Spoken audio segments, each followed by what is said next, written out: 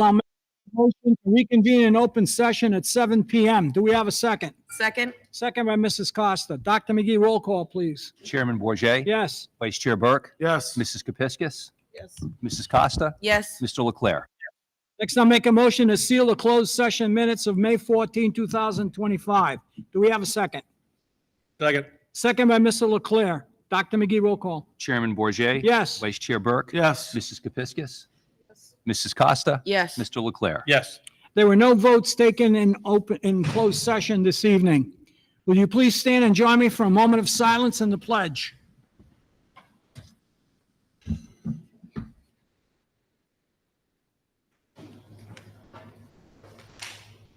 I pledge allegiance to the flag of the United States of America and to the republic for which it stands, one nation, under God, indivisible, with liberty and justice for all. We have some guests this evening. First, I'll introduce Mr. Weinberg and Harris Elementary School, and we'll await your presentation. Good evening. Thank you. My name is Jonathan Weinberg. I'm the principal at Harris Elementary School. I'm here to present the great work being done in developing our student-centered classrooms and empowering our students to take ownership of their learning using our model of instruction within the district. Harris is excited to be presenting a video this evening with students from our grade 2 and grade 5 classrooms. You will hear and see our students describe their experiences that have created deeper learning through discussion in the classroom. In addition, you will hear the voice of our innovation specialist, who has worked with classroom educators to help increase academic discourse and raise achievement. And this evening, I'd like to introduce Ms. Nicole Larkin and one of her grade 2 students, Rosalie. Come on over, Rosalind and Ms. Larkin. And they're going to describe their experience with this. So, Hello, my name is Nicole Larkin, and this is Rosalind? and we would like to tell you about the wonderful things that are happening at Harris. Good evening, members of the school committee. Thank you for the opportunity to speak with you today about a powerful instructional approach that is making a measurable difference in our classrooms. The method of instruction for deeper learning. At the heart of this strategy is a commitment to rich academic discourse.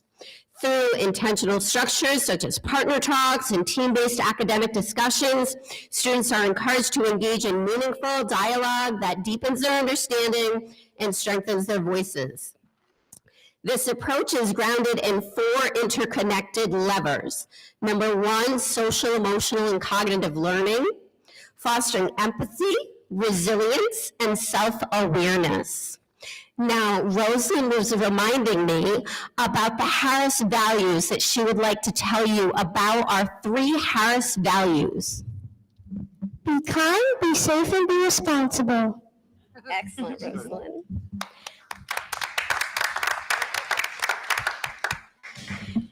Number 2, academic discourse, building skills in speaking, listening, and respectfully challenging ideas. Number 3, standards-based task alignment, ensuring that classroom activities are aligned to rigorous academic standards. And number 4, assessment, using formative and summative data to guide instruction and provide targeted support. The impact of this method has been significant. Students are showing real academic growth, including notable gains in STAR assessment scores.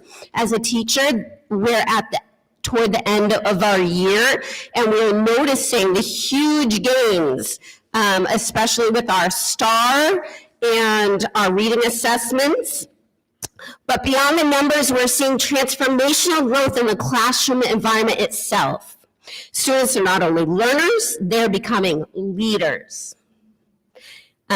This includes students who face challenges such as speech and language differences, learning needs, and those who are multilingual, learning multiple languages. These students are finding their voices and taking on leadership roles within the classroom community. Families have shared inspiring feedback, telling us that they see a change at home. Children are more confident, more expressive, and are engaging in richer conversations with their families. And most importantly, our students are developing the 21st century skills that will serve them for a lifetime. They're becoming effective Communicators. both in school and in their communities. Problem Solvers. navigating both academic and social challenges with growing independence and critical Thinkers. who can analyze, question, and build upon their own and others' ideas. This method is not just a strategy, it's a commitment to equity, voice, and student-centered learning. I urge you to continue supporting practices like these that bring out the best in every learner and prepare them not just for tests, but for life. Thank you for your time and for your continued support of our students and teachers. And I would like to ask the school committee to come sit down here so you can watch Rosalind's presentation. Good job.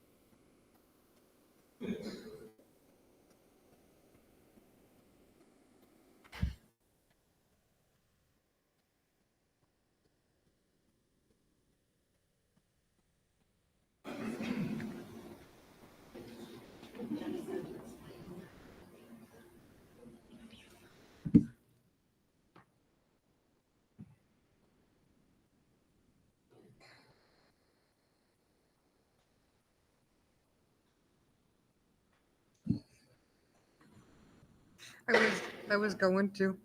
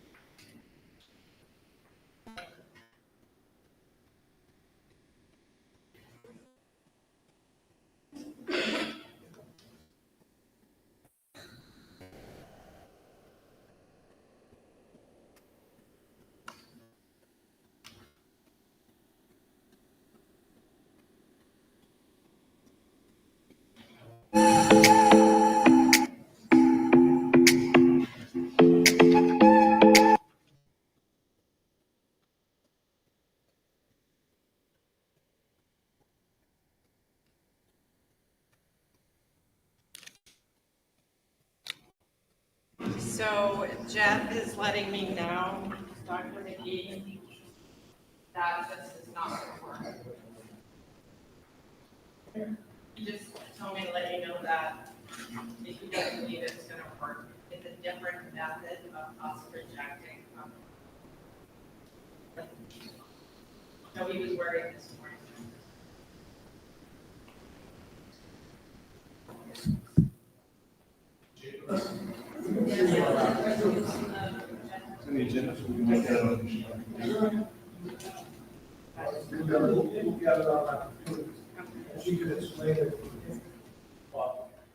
Okay.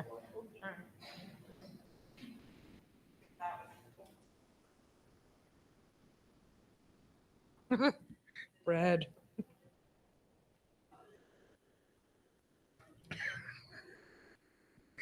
Brad.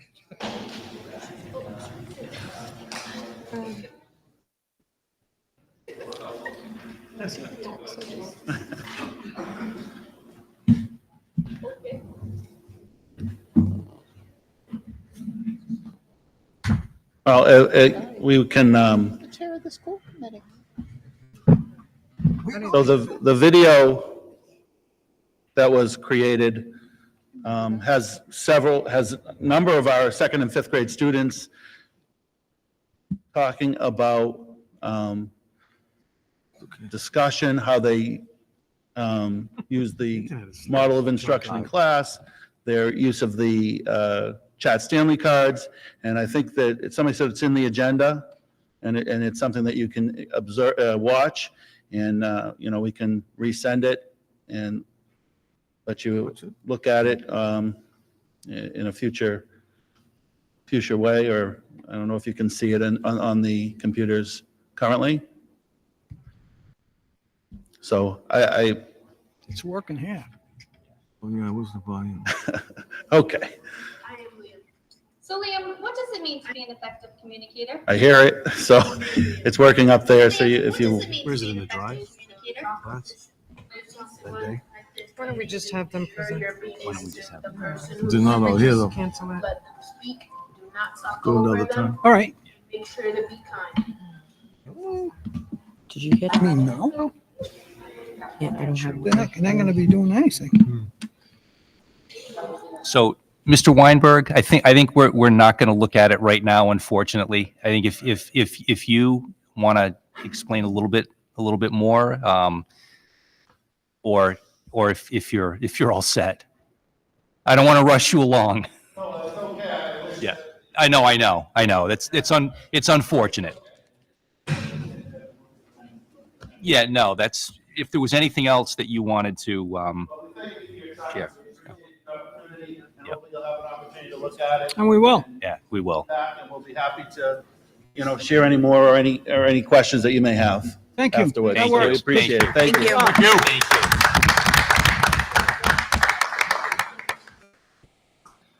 Where is this thing, anyways? Yeah, no, it's Hamlet, right? Where is this thing? It's Not- on the agenda under Harris. Turn at the top of the agenda. Bit of welfare. Now I'd like to welcome the members of the Hamlet Middle School for a presentation.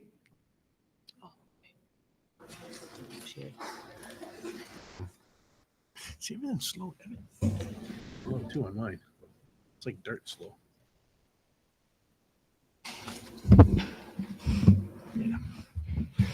Hello, my name is Mariah Carson, and I'm here with my 8th grade classmates, Bella, Yana, Zihali, Ali, Callie, and Ileana. We are from Hamlet Middle School, and we are here to talk to you about our Generation Citizen project. Our project is about how substance abuse affects our school safety. We're advocating for vape detectors to be installed in our schools, as well as a more interactive curriculum on this topic in our health and SEL classes.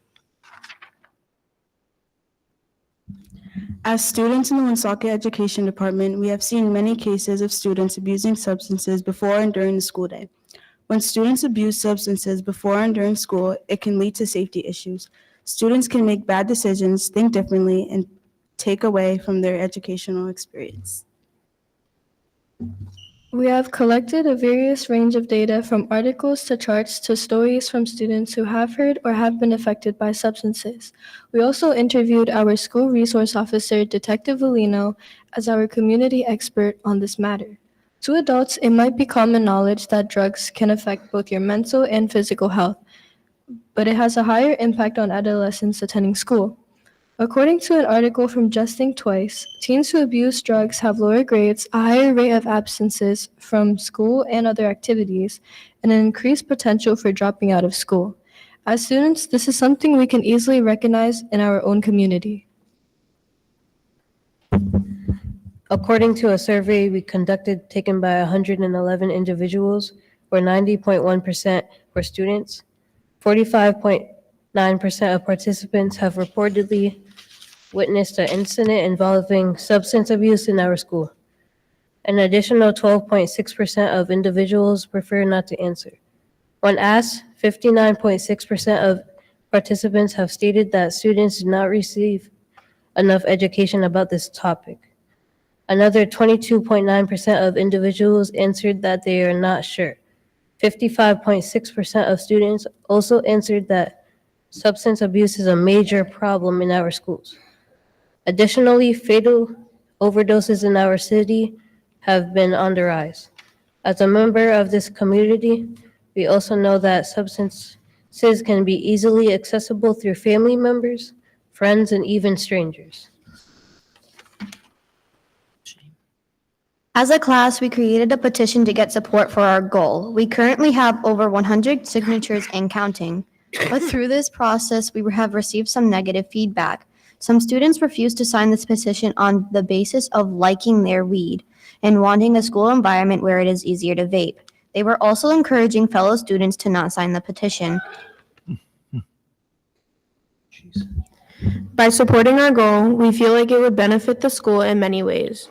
By installing vape detectors, it can assist schools in enforcing consequences for students abusing substances. Their presence alone will cut down the number of students attempting to use substances in school. They will also help identify students who may need support. The second part of our goal is advocating for a more interactive curriculum on substance abuse. If students are given access to this, it can help students receive aid who are vaping and abusing substances and can educate them on what they are actually doing to their bodies and minds now and down the road. By hearing the stories of substance abuse victims, students are getting a first-hand point of view of the dangers and may take the content more seriously than how it is currently being taught. In conclusion, installing vape detectors in our schools and implementing a more interactive curriculum on substance abuse will reduce the substance abuse happening in our schools, create a safer learning environment, and will benefit students' mental, physical, and emotional health. Thank you for your time and consideration and for your dedication to our students. We hope you consider our proposal. Great job.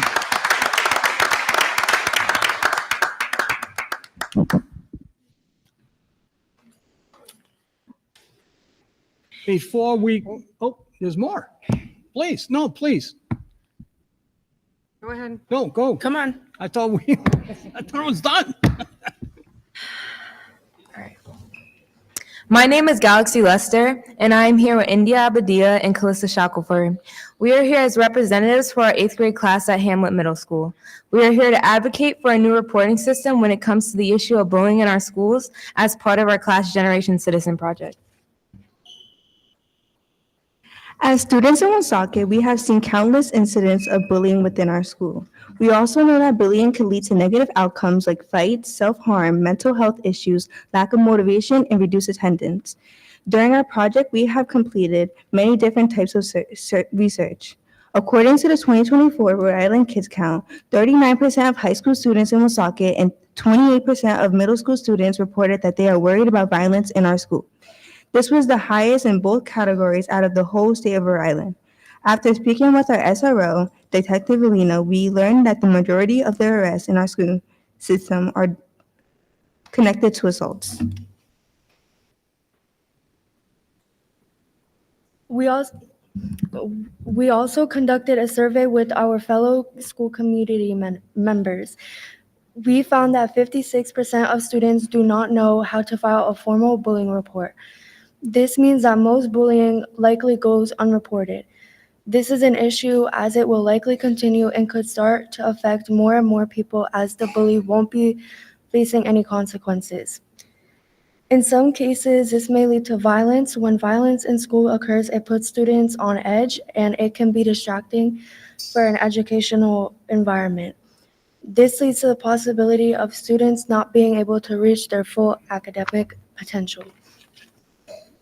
As we previously mentioned, we believe that bullying goes extremely underreported in our schools. We are asking you to consider a district-wide online bullying report system.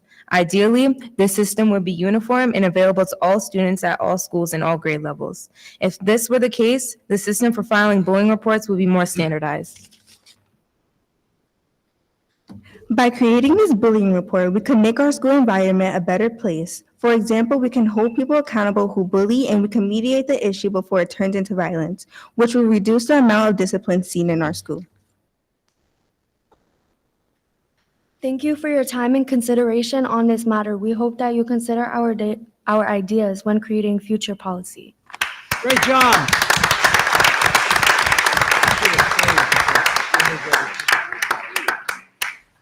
They do it in Norton.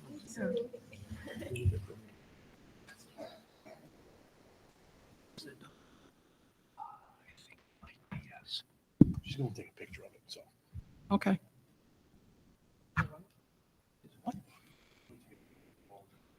Oh, okay.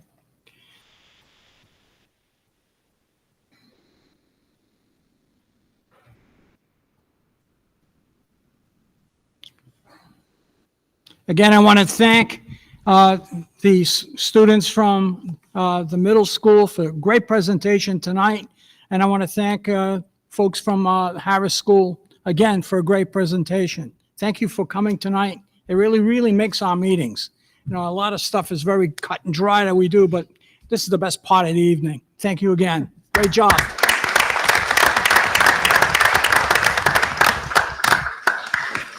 Before we go into good and welfare, I would ask you to stand again for a moment of silence in memory of George Lackacher, who was a longtime math teacher here at Woonsocket High, and was a school committee chairman, I believe, from 2013 to 2015. So he passed away this week, and we want to remember him and keep him in our thoughts.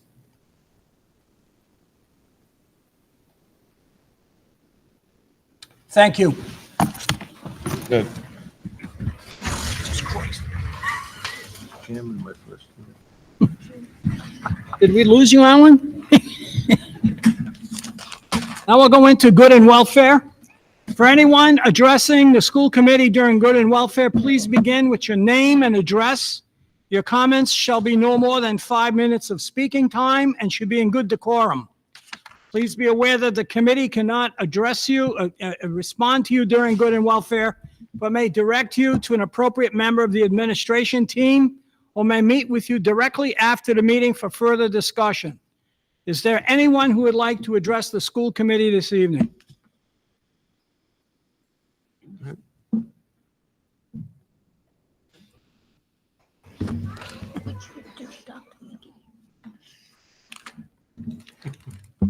Good evening, everybody. My name is Melissa Tessier. I live at 159 Adams Street.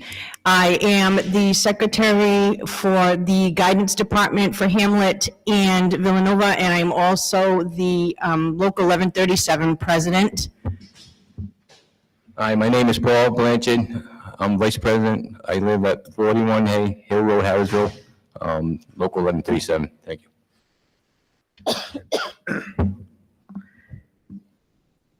My comment is just going to be very short. What I wanted to discuss was back on April 23rd, there was discussion about the facilities safety and security subcommittee meeting.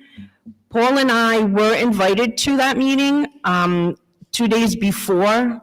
The secretaries in the front office that were having complaints about the film on the windows had no idea about the meeting. So it was stated that they knew and they didn't. But Paul and I were not able to attend for significant reasons. The two secretaries at Villanova were not in, they were both absent that day.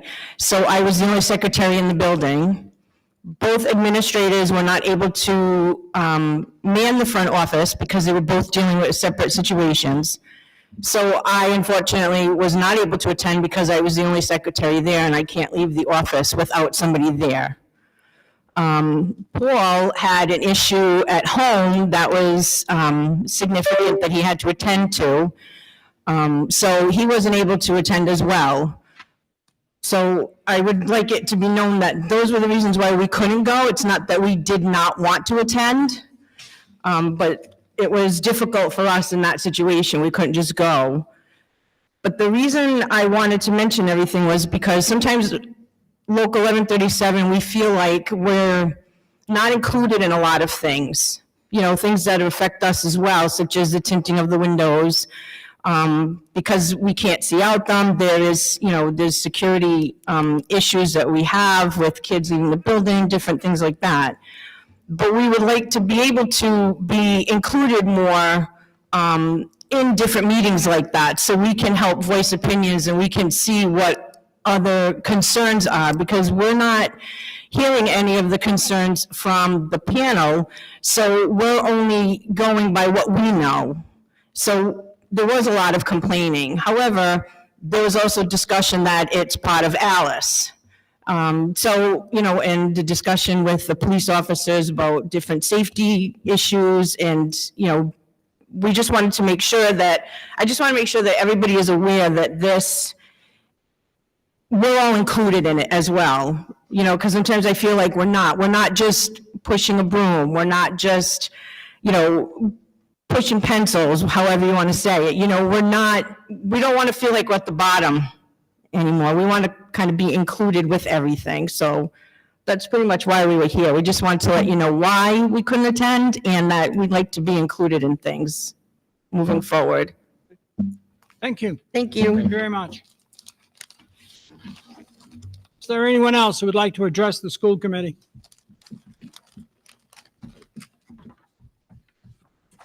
Good evening, school committee members, Dr. McGee and administrators. This isn't a good welfare issue. I was misunderstood. I thought we were going to be called up as far as what I'm here for.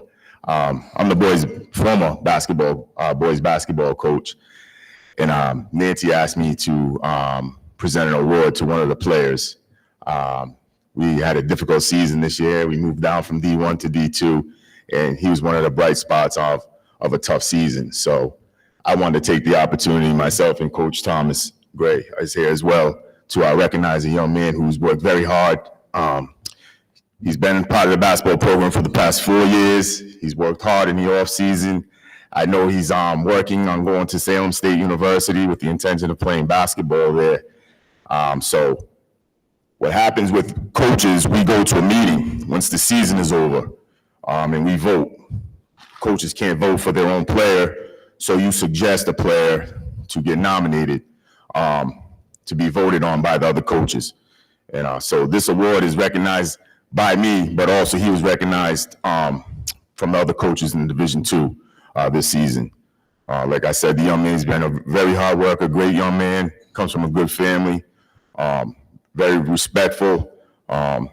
He's a coach's dream. He works hard. He's dedicated to the game, and I know he's going to be successful, whether it's in basketball or just in life in general. So this young man, he won second team, all Division D2 for the boys basketball team, and that's Angel Hernandez.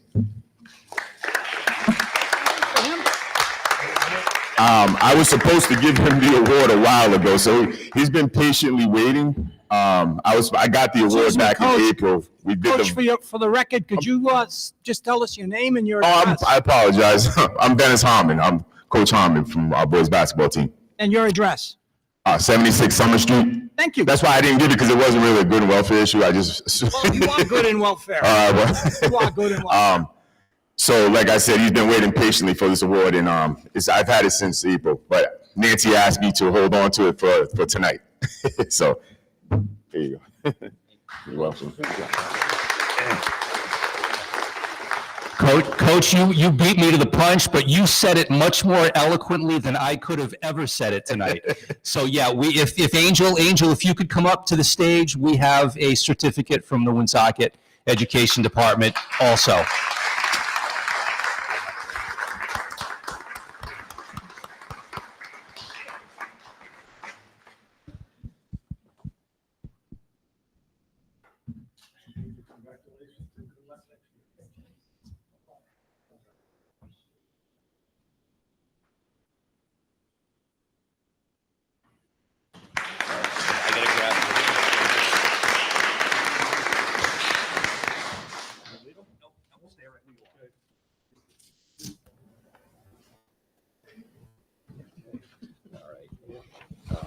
I'm just going to move these things out of order.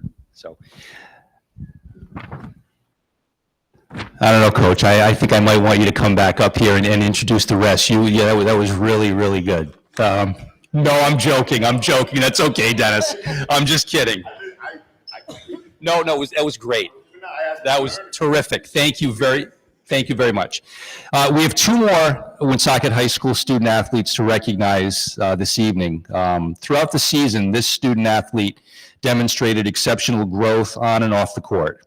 Her consistent improvement in skill, game awareness, and confidence made her a key contributor to the Woonsocket High School girls basketball team's success. I'd like to present Skylar Caro with her second team All-Division Award. If Skylar would come to the stage, please.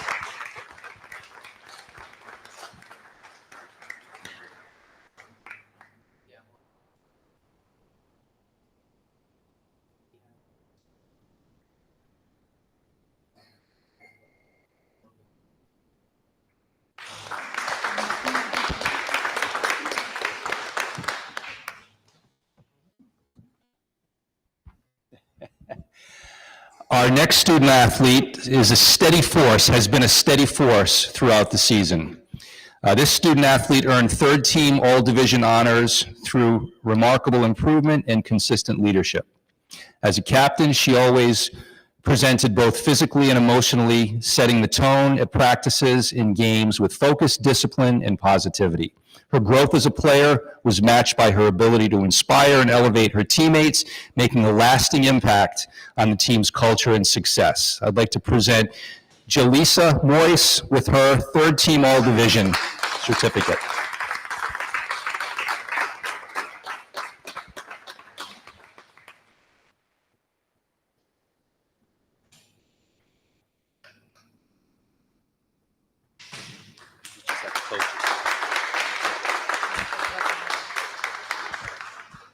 Before we head back to our spots and continue my recognitions and announcements, I just want to, I say this a lot, that student athletes, they work really hard, right? They work really hard in the classroom, and they work really hard on the court or on the field.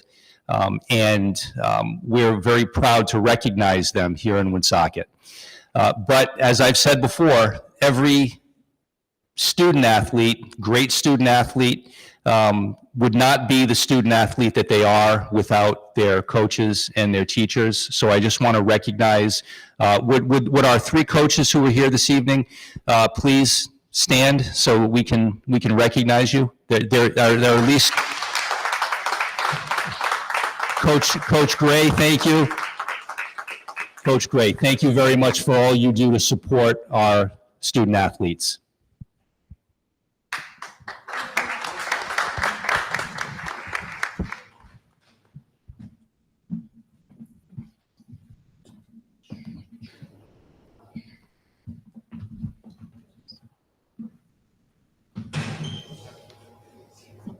There's a 5-gallon pail full of pens.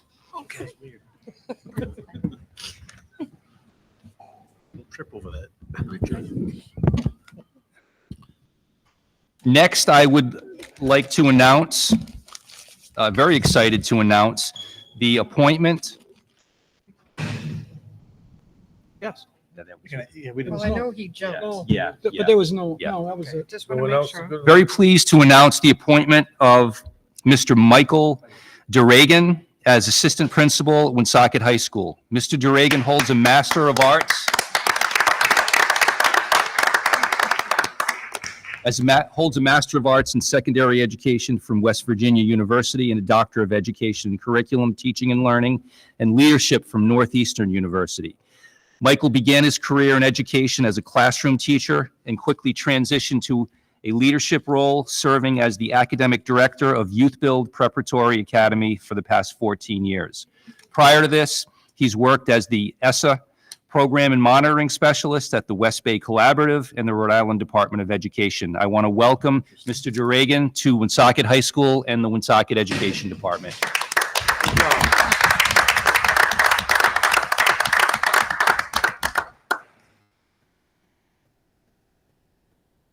I have a lot of dates to announce here. So first, Villanova National Junior Honor Society induction ceremony was held on May 1st. At that ceremony, 26 students were inducted into their National Junior Honor Society. That's the largest group to date since both middle schools have begun their National Junior Honor Society program. So very, very impressed with that. Woonsocket High School Theater Arts Department performed Mamma Mia on May 1st, 2nd, and 3rd at the newly remodeled Woonsocket High School Auditorium.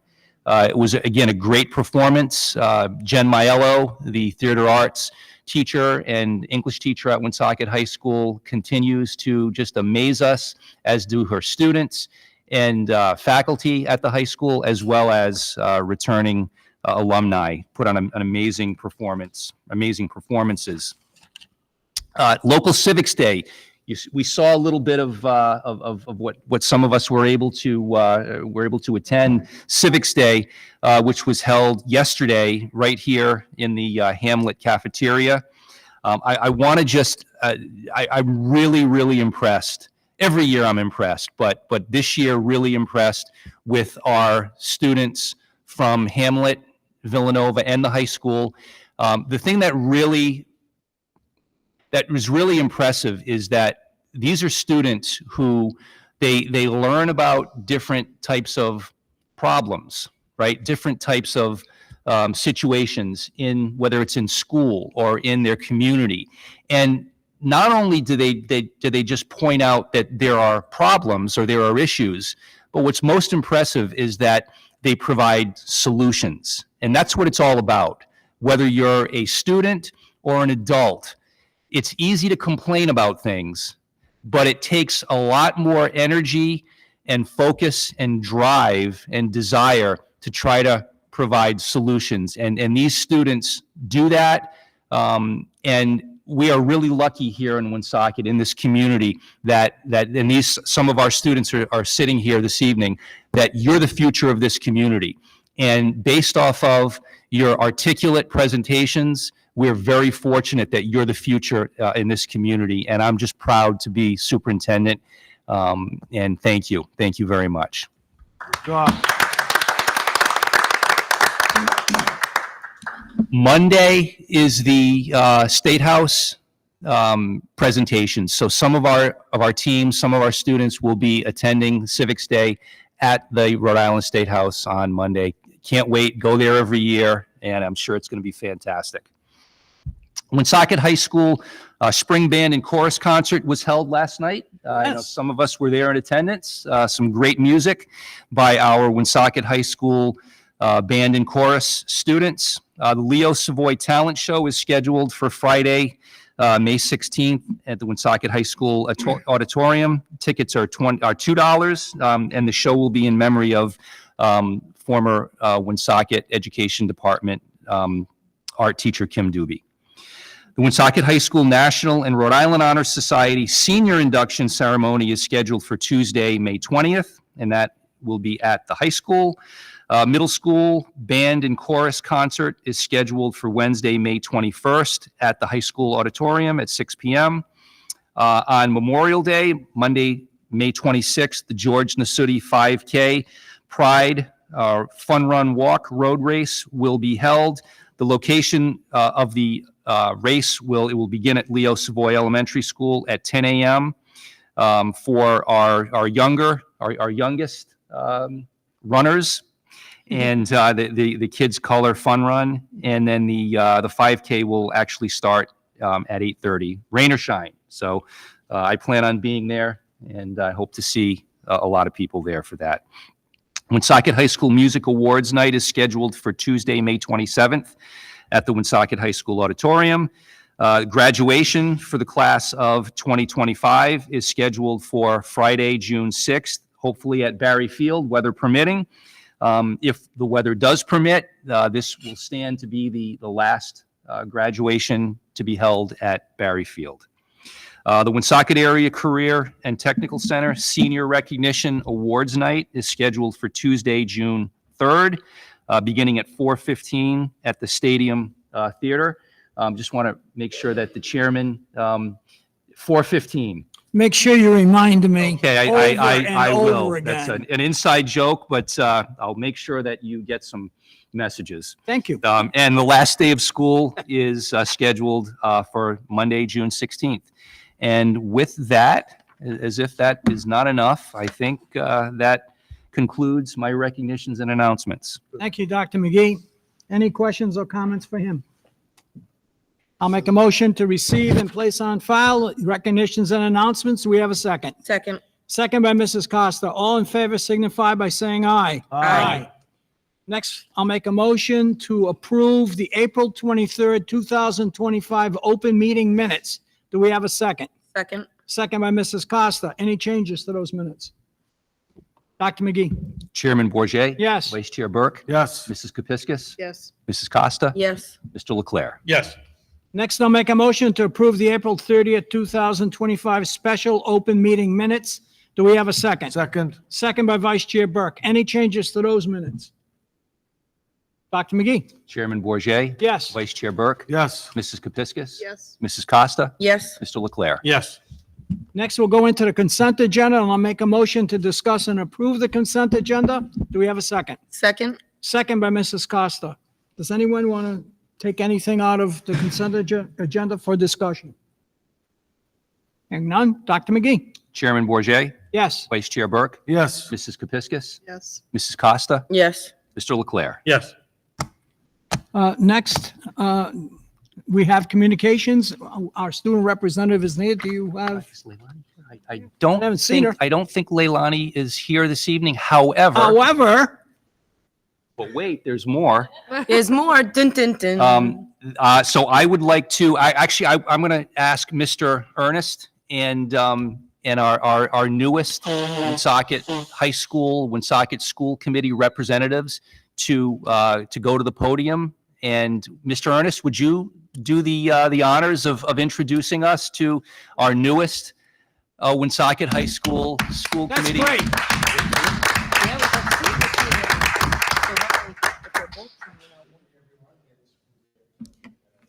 We can't hear you. Hold on. Put it on. Time out. Time in. I'd like to introduce our school board representatives for the year, next year, 25, 26. We have a couple of exceptional students, Natalie Gonzalez and Fatima Wabi. They're both juniors, and they will be our school board representatives for the next year. Excellent. Outstanding. Welcome. Welcome. We're happy to have you. Good work. This is our third year in a row now. Next, I'll make a motion to receive and place on file our communications. Do we have a second? Second. Second by Mrs. Costa. All in favor signify by saying aye. Aye. Aye. Dr. McGee, the superintendent's report, please. Thank you, Mr. Chairman. Personnel matter update. So as we approach the end of the school year, we get ever so close in filling our positions across the district. We have one custodian, 2 psychologist positions, 16 paraprofessionals, 2 teachers, 1 assistant principal, and 1 secretary. So again, as I've said before, we continue to do our best to fill as many positions as we can. An update on the Globe Park roof. I'm happy to announce that All Board Construction, they've been working very hard, and the roof, although it isn't completed yet, my conversations with Mr. Notariani was that they were thinking that maybe in a couple of weeks, the roof could be completely completed. So hopefully, and again, they're on schedule. So, and I haven't heard anything from the school with respect to any disruptions due to the work that's been going on. So they've been doing a nice job, maintaining a quiet learning environment for the students and staff at Globe Park. Update on school safety meetings. As the committee is aware, we had our first climate subcommittee meeting recently, and I believe that is going to be. It is. It's on the agenda. It's on the agenda, so I'm not going to get into the weeds too much, but we did have our first meeting, and I thought it was a very successful meeting. Those meetings will continue to happen monthly. The specific school safety meetings are continuing. To date, I have met with myself and Mr. Quadros and Mrs. Morel have met with Villanova and Hamlet Middle School, Globe Park, Vernon, Harris, and Coleman. And we have both year citizens, I believe, scheduled for tomorrow. And then Woonsocket High School, Career Center, and Savoy are also scheduled. So all of the schools will have been met with this month. And then my hope is that in June, we've only got a few weeks. My hope is to get to those schools again in June, because when we return to school in September, again, my goal is to meet with each school monthly. Right. So those meetings have gone very well. And again, the purpose of those, the main purpose of those meetings is to just increase the level of communication between the schools and administration. So with that, Mr. Chairman, that concludes my superintendent's report this evening. Any comments, questions on the superintendent's report? Then I'll make a motion to receive and place on file the superintendent's report. Do we have a second? Second? Second by Mrs. Costa. All in favor signify by saying aye. Aye. Aye. Next, we'll go into the school subcommittee reports, and we'll start with Health and Wellness Subcommittee, and I'll turn it over to Vice Chair Burke and Mrs. Costa. This one's all you. I'll take this one, thank you. The Health and Wellness Subcommittee met on April 28th, and I want to give just the highlights of that particular meeting. First of all, Chartwell's, which is our food service vendor, is always trying to do something creative, it seems, with offering the food to our students. And they talked about a few programs that they had over the past month. They talked about a road bowl that they presented. Also, in honor of Cinco de Mayo, they had some special treats for that day. They spoke about offering monkfish to the students to see if they would like that. I haven't heard yet if it caught on. You had him on the hook, huh? I did. I thought I had them. So anyway, also there was another program that they did that I thought that was interesting, and maybe other schools can partake of it. Omelets were being made for the students at Harris. So Chartwell's, they seem to be, starting to come into their own and trying to do some different things and offer our students some interesting food choices. Also connected to our food choices, URI SNAP Ed program also comes to our Health and Wellness Subcommittee, and Heidi was with us at this particular meeting. And the one thing that they're offering us this year is that they're offering us what's called a Rainbow Challenge, which is happening at Globe Park School.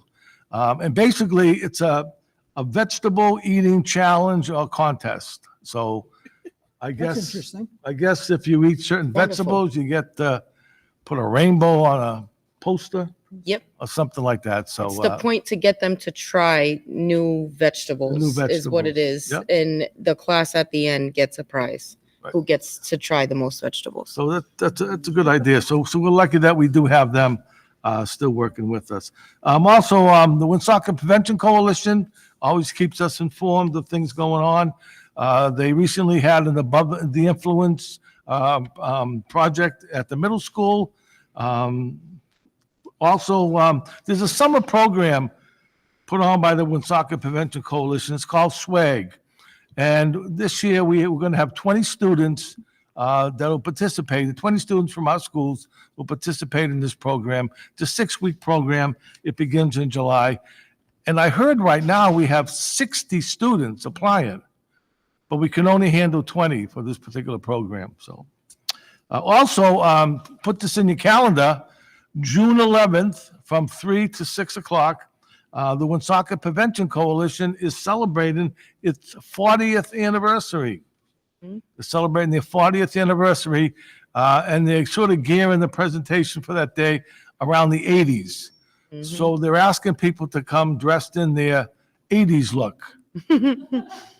I told them I couldn't because I used to have hair back in the 80s, and I can't get that back.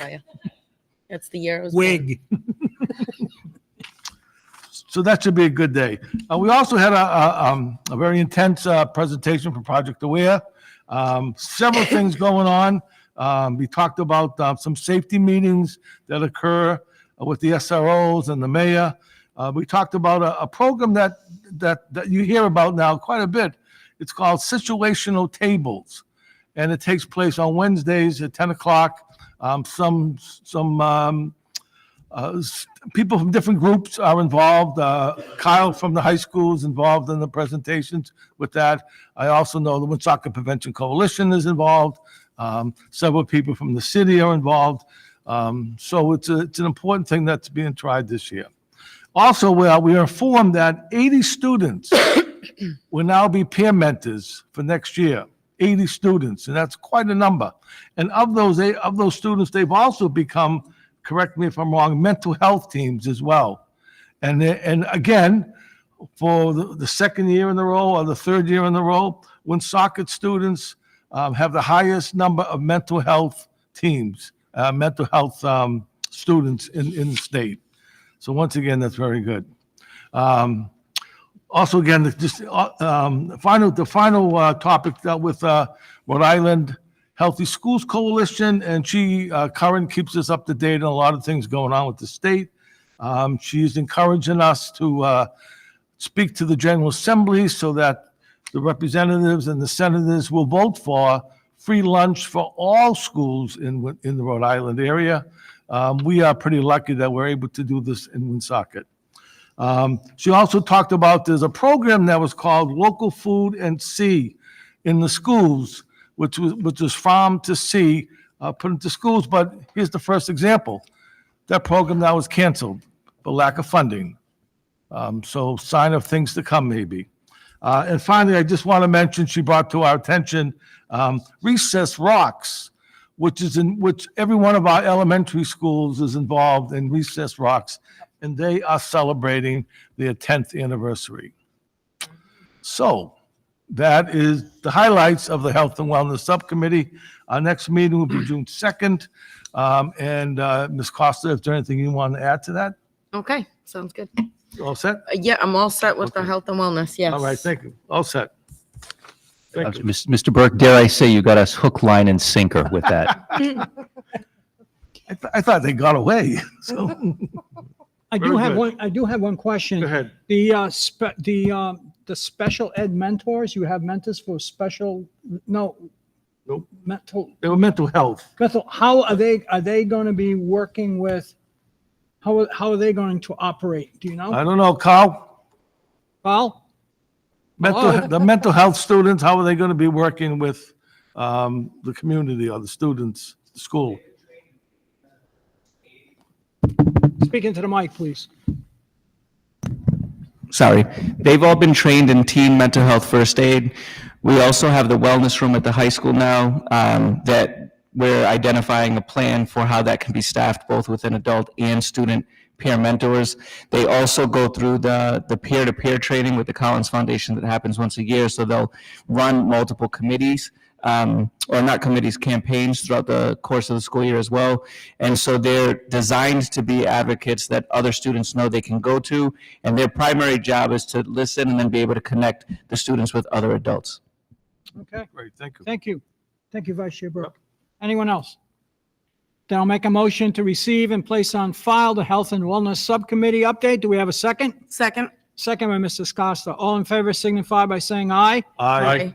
Next, we'll go to the Technology Subcommittee update. Again, Vice Chair Burke and Mrs. Costa. And I will turn it over to Mrs. Costa. Thank you.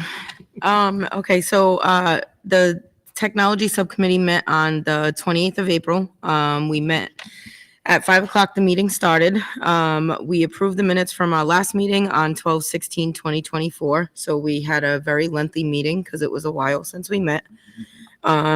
The Power School is what we are going to be using for student information. We're just waiting on the final contract signing. And we will be going live with this production on 7/26 rather than 7/25. So we can get familiar with that program.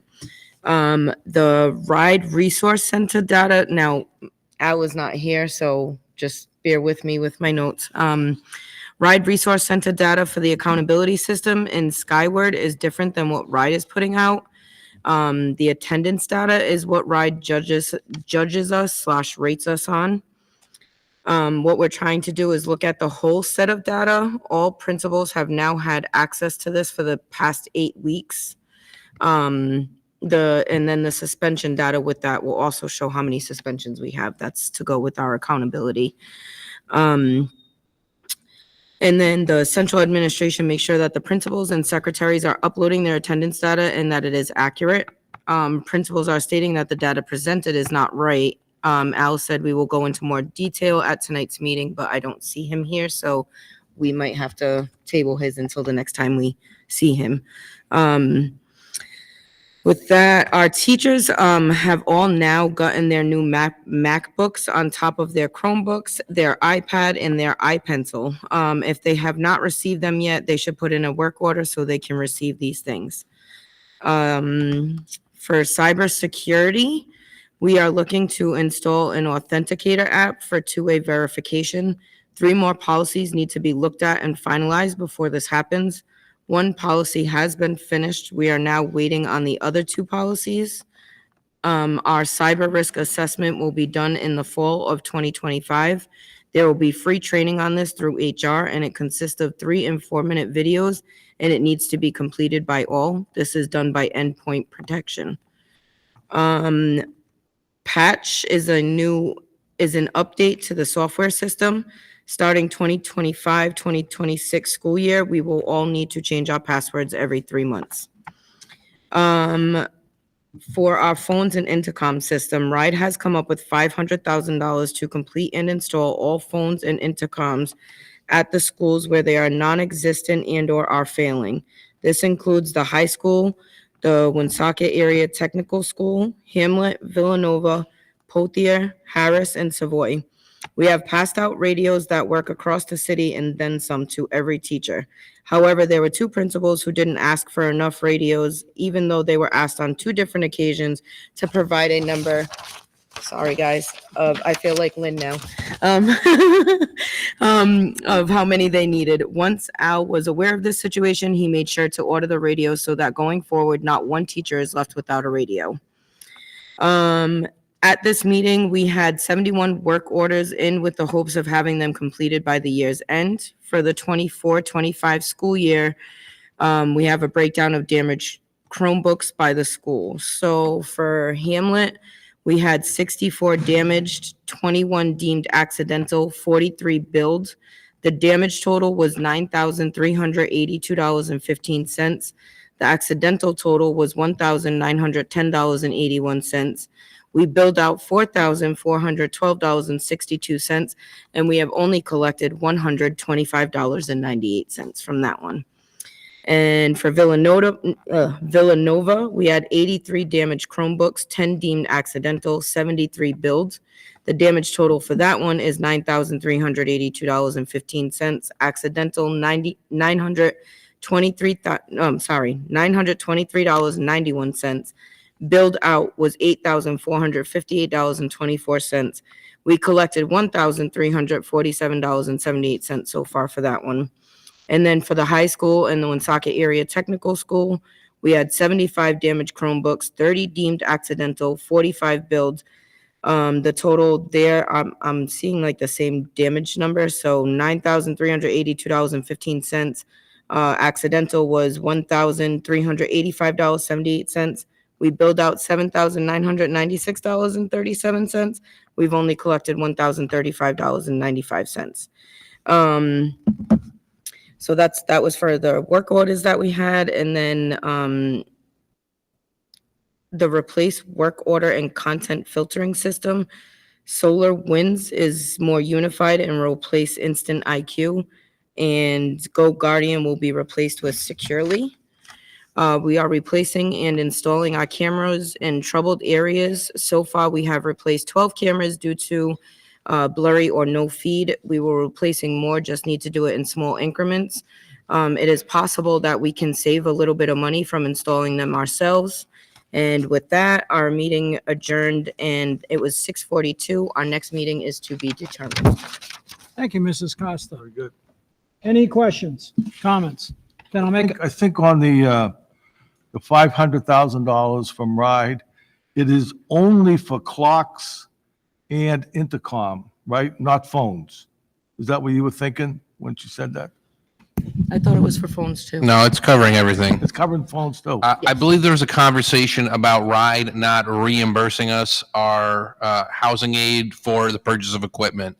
I think that was, you might be combining those two issues. We do have an issue where we did wiring for one of our schools. We were able to get a housing aid reimbursement for the wiring, but we don't get reimbursed for the equipment that goes on the end of the wire. So that's the cameras or the telephones. But this is not the case here. This covers all of those items that Ms. Costa was talking about. So great update. I do have a breakdown too, if any of the school committee members are interested in the damages. I was given a breakdown of it, if anybody wants a copy of it. Mr. Chairman, Ms. Kabissis, do we have any insurance coverage for the loss on the Chromebooks? insurance on the Chromebooks? Probably not, because they're so inexpensive. And those are the kinds of, just like laptops, very difficult to have insurance on laptops. We did look that up, and Like, they're more supplies than fixed assets. we really at this point of kind of where the life of the technology is, it's just not, we looked into insuring them, but it just didn't make sense dollars wise to put the insurance out. I know we are reporting some damages here, but I think the insurance would be much more than that. And one further question, follow up to that. We're not going to adopt a policy where we're holding diplomas hostage for Chromebook damages, are we? No? Okay. No, because those, I mean, we can't. Yeah. I would hope not. Yeah. We stopped doing that for school lunches and any other of those expenses. I just don't think that's fair. Thank you. no, 'cause basically it's like breaking a pencil, an expensive pencil, but that's what it is. I'll make a motion to receive and place on file the technology subcommittee update. Do we have a second? Second. Second. Second by Vice Chair Burke and Mrs. Costa. All in favor signify by saying aye. Aye. Aye. Next, we'll go to the policy subcommittee update. Mrs. Kepiscus, Vice Chair Burke, Mrs. Do Kepiscus. it, yeah, it won't be too long. Policy Subcommittee met yesterday. We had one item on the agenda was the discussion of non-union benefits policy regarding workers' compensation. There were two de minimis changes to the policy. One having to do with the job title, one having to do with making sure that the policy is written aligned with actual practice. But the bigger issue was the one that was raised at our prior meeting where we were changing language to provide that to the extent that an employee is injured on the job, state law requires that workers' compensation compensates a certain percentage of their salary, but not 100%. And the policy was being proposed at the prior meeting was going to pay the employee 100% of their salary, but deduct that from their sick time. As we discussed before, I have an inherent problem with these issues being discussed in policy subcommittee because these decisions are being made by a committee composed entirely of non-union employees, but from Mr. Burke and myself. So I think there's an inherent conflict, and we're going to have to address that at some point, hopefully over the summer before we start truly meeting again with regard to policy. But the decision was made to change the workers' compensation issue so that it more or less tracks the other contract, big contract, the other CBA with the teachers union, which provides that the district shall pay the difference between the workers' compensation rate and 100% of the salary without deducting it from sick time, but with a little twist in that you have to remain an employee of the district in order to continue to receive that, and you only receive that for the first year. After the first year, you do not continue to receive that differential. And we voted on that and decided to put that forward to the full school committee, and that should be on our next agenda. That is the only item that came out of policy. We had a very brief meeting, 16 minutes, and the next meeting for policy will be on September 16th, 2025.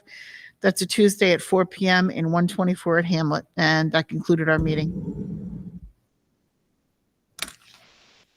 Is your report completed? Yep. Yes. Thank you so much, Mrs. Kepiscus. You did a great job. Any questions for her?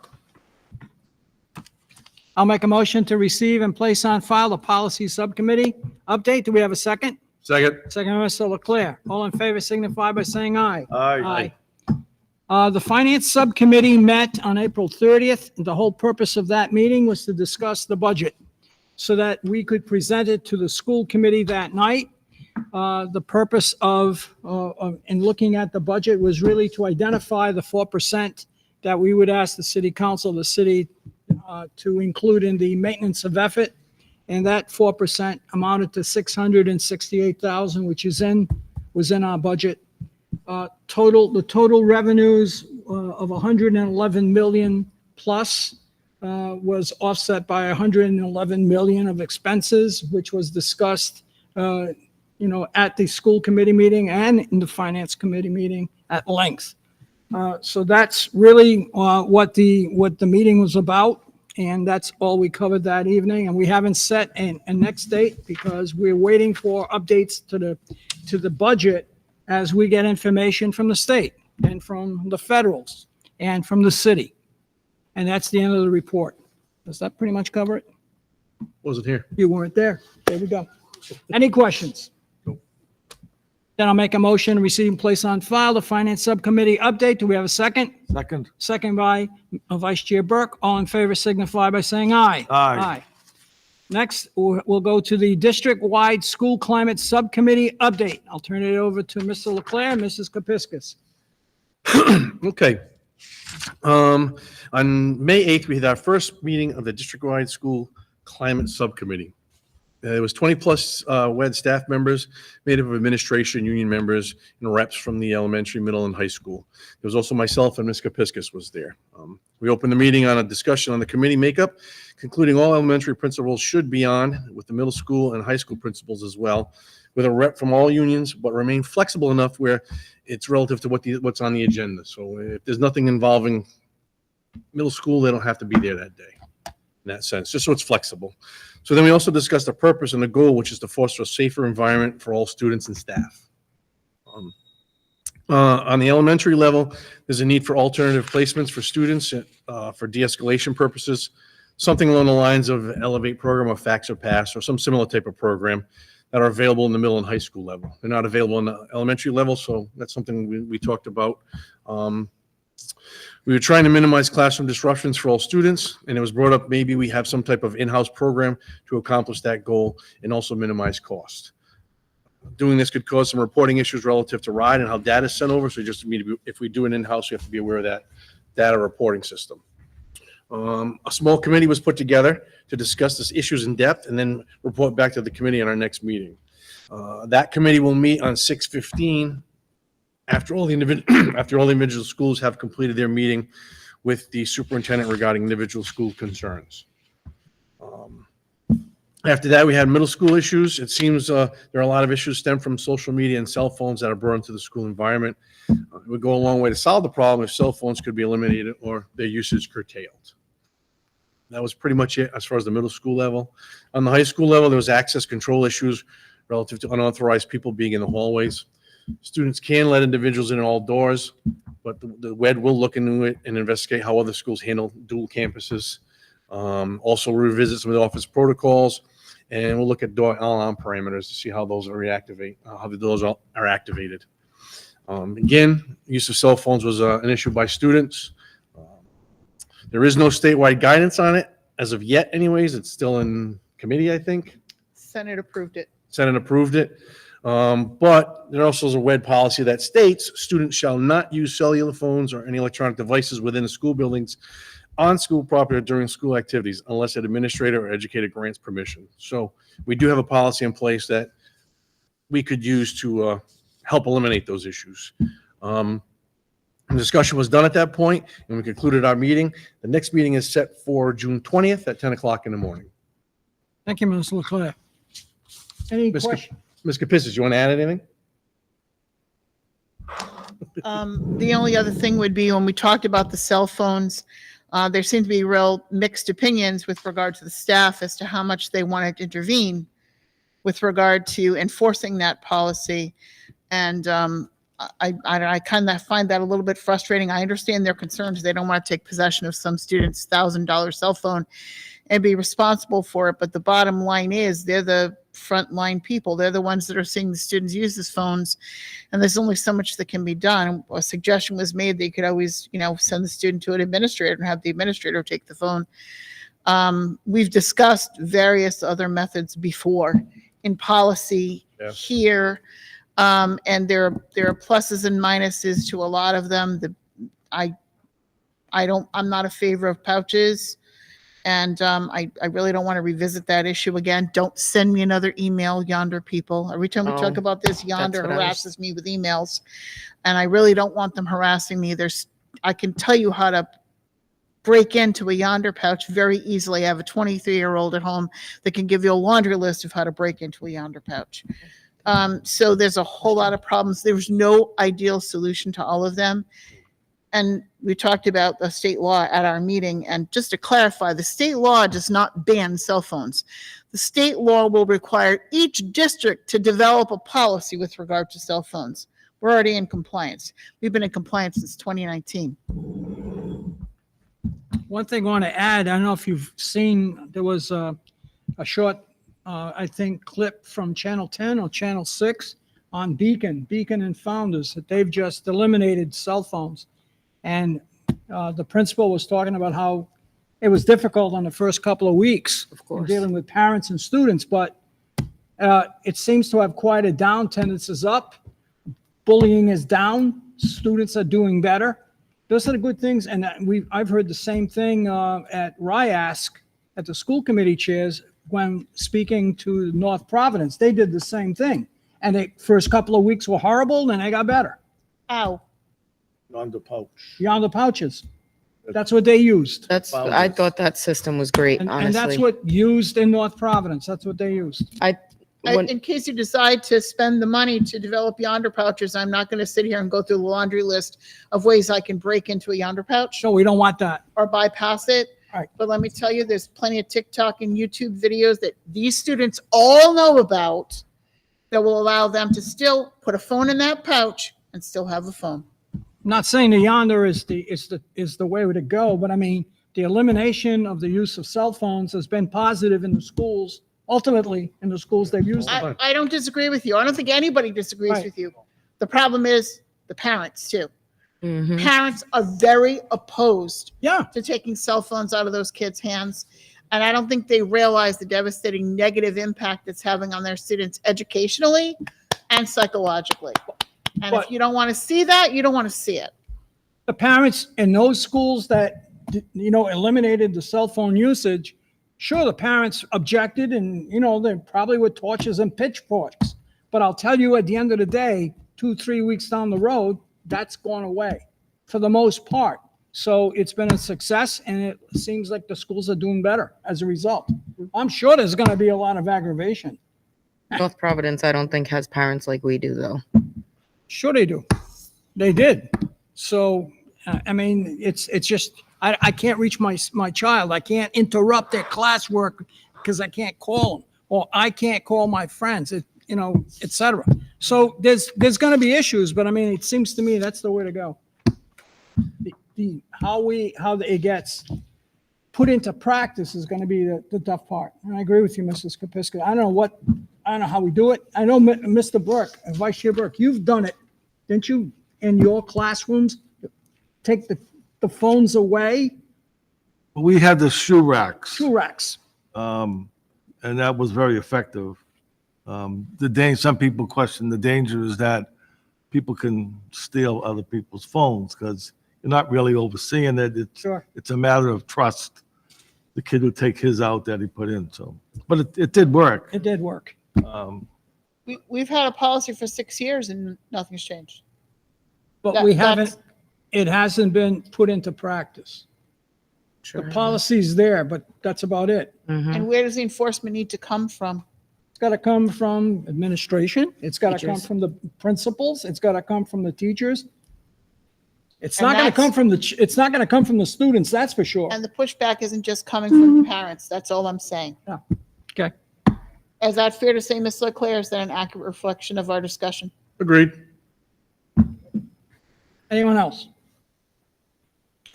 I'll make a motion to receive and place on file the district-wide school climate subcommittee update. Do we have a second? Second. Second by Mrs. Costa. All in favor signify by saying aye. Aye.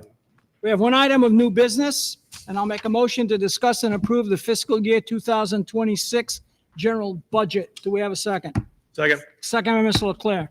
Mr. Perrier, you've been waiting all night for this. Now's your time to shine. Thank you, Mr. Chairman. Front of the school committee this evening is the 2026 general fund budget that we have currently proposed. We are getting new information all the time. We will be sending an amendment to the school committee at our next meeting. We're going to capture some of the things that we've learned over the last couple of weeks. Some new information has come to light, and we will be making the adjustments on the budget here. As the chairman mentioned during the finance subcommittee update, we currently have $111 million in revenues, offset by $111 million in expense.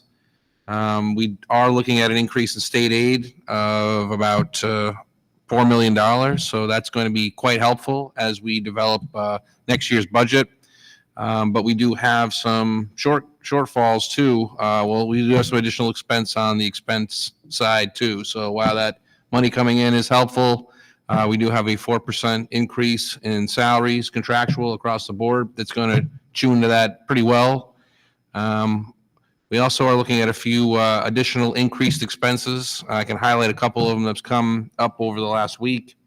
It doesn't appear that we're going to be getting a break on statewide transportation. I believe that has been killed down at legislation, down to the legislation in Providence, which is very disappointing. I think we can expect about $5 million in statewide transportation next year, and that's an increase of about $500,000 over what we're paying this year. Also, the state share information was released last week, and the state share information is important to us because that is how we determine what we pay for charter schools. And that number has gone up pretty significantly over last year. I haven't had time to do all of the math yet on what we'll be looking at through the charter schools, but there is going to be a significant increase in what we pay to charter schools going into next fiscal year. I'd hate to take a guess right now, but if you made me, we're probably looking at about $750,000 in increased expense to charter schools next year. But I am going to dive into that now that I have the numbers, and we will project out and make an adjustment to that number to capture what we need to have on that budget line going into next year. So as we work through that, we'll be taking a look at some positions, trying to figure out what we need to keep and what we might need to cut in order to present a balanced budget. I've been working with that with the administration here. We actually had a meeting about it today, so we'll have a few more meetings and kind of finish out where we want to be budget-wise at the end of this month. And again, I'm going to tell you that won't be the final budget either. We're still kind of awaiting to see what happens at the federal level as well. So there's still some questions out there. I feel pretty comfortable that Title I and IDEA will get here. I really, truly believe that. And we might not be getting as much money as we got before, but I do think the money's going to make it here, hopefully sooner than later. But as more information comes up and I get more focus on some things, we'll come back to the school committee and we can make additional budget amendments throughout the summer. At this point, like you said, we're going to end up with a balanced budget, Mr. Perrier, is that right? It'll be balanced, so whatever reductions in revenues will also be offset by reductions in It's costs. going to be 100% balanced. It's Rhode Island general law that we balance the budget. Right. I guarantee you this budget will be balanced. And some people might not like what I do to balance the budget, but the budget will be balanced. Right. Any questions? Mrs. Kepiscus? Just one comment.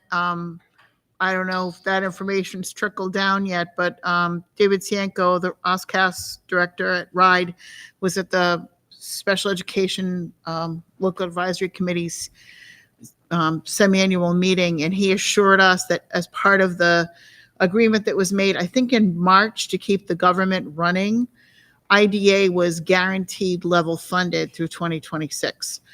So at least we know that money is coming, level funded, but that money is coming, which is good.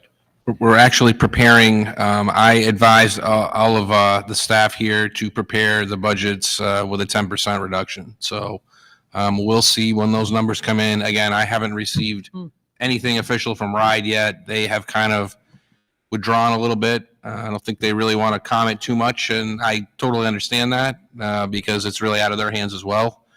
But we're plugging along, anticipating a 90% of the budget we had this current year. And we'll, like I said, as the information comes in, all we can do is kind of take the info as it comes in and make our adjustments to the budget. So I think it's going to be a very active year as far as budget amendments go. Correct. Because I think, really, quite honestly, I think we're going to be working on this probably all the way up to September 1st.